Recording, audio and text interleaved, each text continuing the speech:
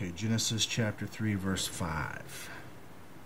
It's going to be really interesting to see how this apple fits in.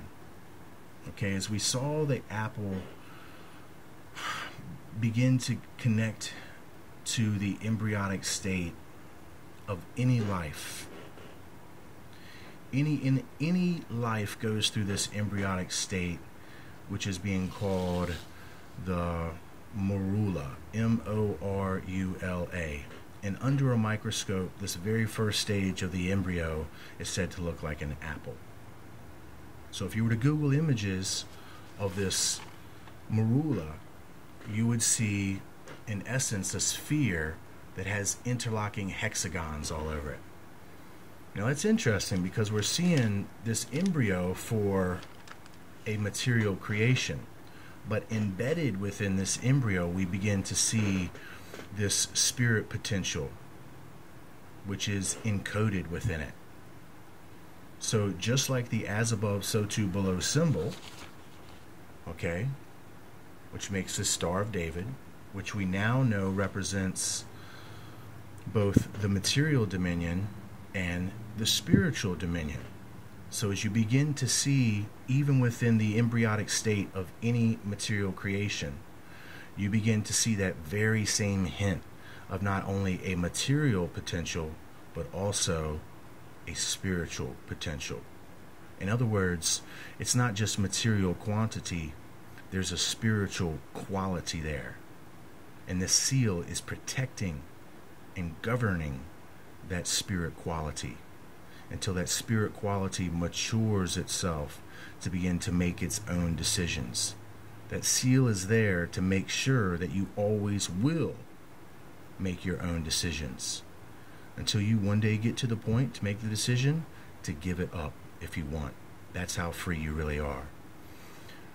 So interesting enough, if they're equating this embryonic state of a material creation with the potential for spirit quality of identity, the apple begins to become the likely choice for what was offered in knowledge in Genesis.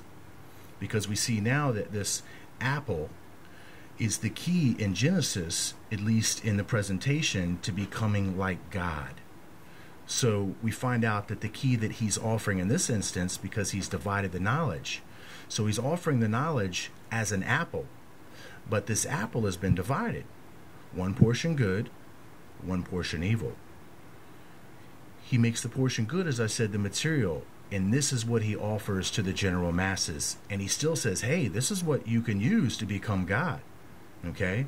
You can use this to become technologically advanced, which will give you control over your material environment.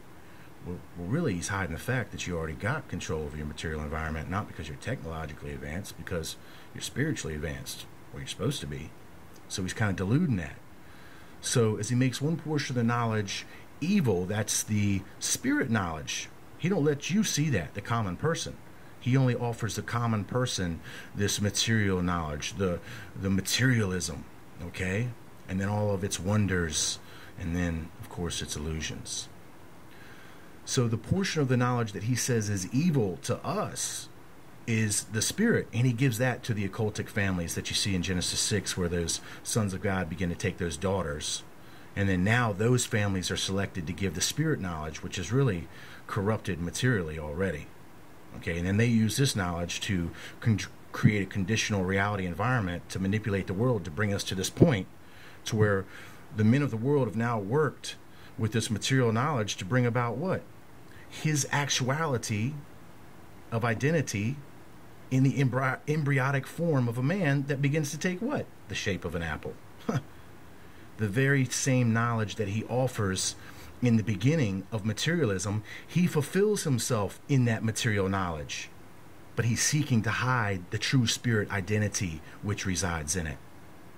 So now he manifests himself as the very temptation that he offered in the beginning, the material apple. Now he fulfills himself in the material embryonic apple itself to be the full-blown deceiver in this world, in the flesh. I'll be back.